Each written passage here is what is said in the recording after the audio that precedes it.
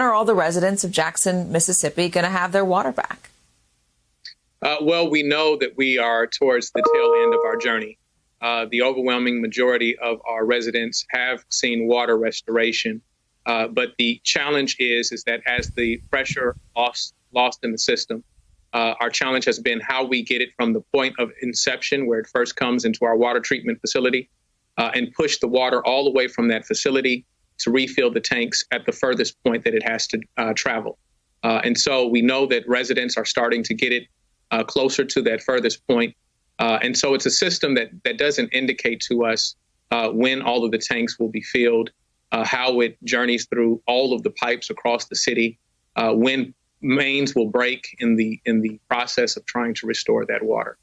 So we understand our residents' frustration, and we continue to work around the clock in order to restore everyone's water service.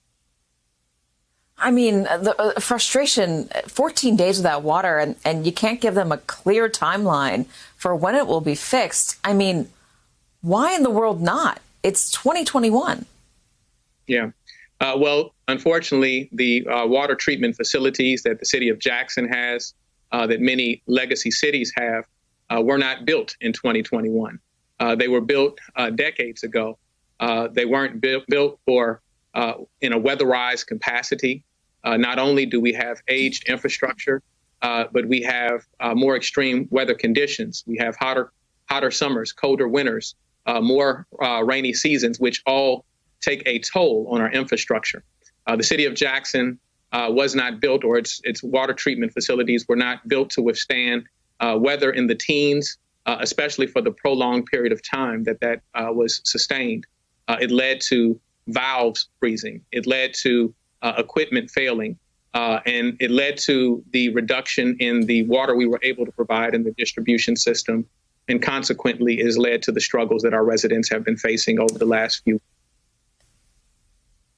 You've called this an act of God, and yeah, it got very cold the other week, but there was also a cold snap in 2018 that caused a similar issue in Jacksonville, Mississippi. You were mayor back then. What did you do to prevent things like this from happening? It's Jackson, I'm sorry. You were mayor back then. What did you do to prevent things like this from happening again? Well, we've been making investment in our water treatment facility through the course of my administration. What it will take to be able to avoid these consequences will take hundreds of millions of dollars, of which the city of Jackson does not have in its coffers. To date, we have actually invested in a new shelter over a big portion of our water treatment facility, which has actually not only been passed and the resources allocated, but set for construction. Unfortunately, the weather didn't consult with us before that was able to be built. But, even that is not the panacea. And so this is an issue which is beyond what the city of Jackson can face and deal with. This is years, decades of neglect, which we need state and federal support to deal with. This is not an unfamiliar narrative to other cities across the South. As we have seen, so many of my colleagues, so many of our neighbors in the southern region have been facing these similar issues because we have aged infrastructure not meant to accommodate the increased severe weather that we all see now. So you say you need state help, you need federal help. There's a lot of aging infrastructure across the country. You've also said that whenever that the governor of Mississippi, Tate Reeves, has not had a missed call from you. So when you've called the governor and presumably you brought this up that you need this money, what has he told you? Well, the governor has recently allocated some tanks that we can use for non-potable water that we have used in the midst of this emergency. And in this time, we have to use every resource that we have in order to provide. But what about strengthening the infrastructure? I get the immediate reaction. What about making sure this does not happen again? Well, that's what we've been indicating for quite some time. Not only do we indicate that to the state in different measures that we put in our legislative package, we were allocated funds through a water bill that the No New Starts ban has prevented from those resources actually seeing the city of Jackson.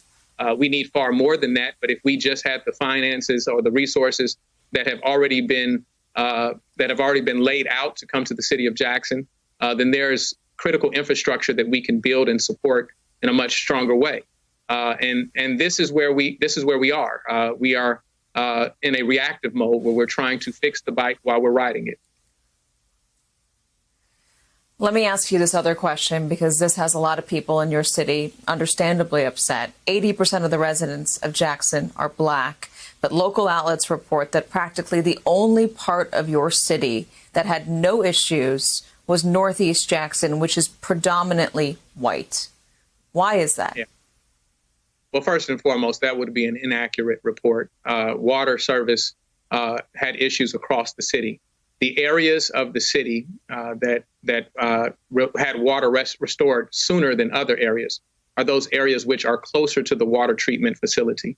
Now, I do believe that there are equity questions that need to be addressed in terms of how people's services are provided and the infrastructure that is used to support our city. But those are questions that really go back into the planning and development of the city many, many years ago. People often are allocated or live in areas which those resources are harder to get to. And so those are things that need to be discussed, and those are real questions that we need to confront. But in terms of whether someone is at a water treatment facility choosing to turn on water in one location or the next, that is not the way the system works. The system pushes water through pipes. It fills tanks based on the way that they were laid out some 60 years ago. And so that is what takes. Sounds like the system is in desperate need of updating. Jackson Mayor Chokwe Lumumba, thanks so much for joining us. We appreciate your time, sir. Hey, thanks for watching our YouTube channel. You should know that you can follow today's top stories and breaking news and catch up on your favorite MSNBC shows all in one place. Download the NBC News app today.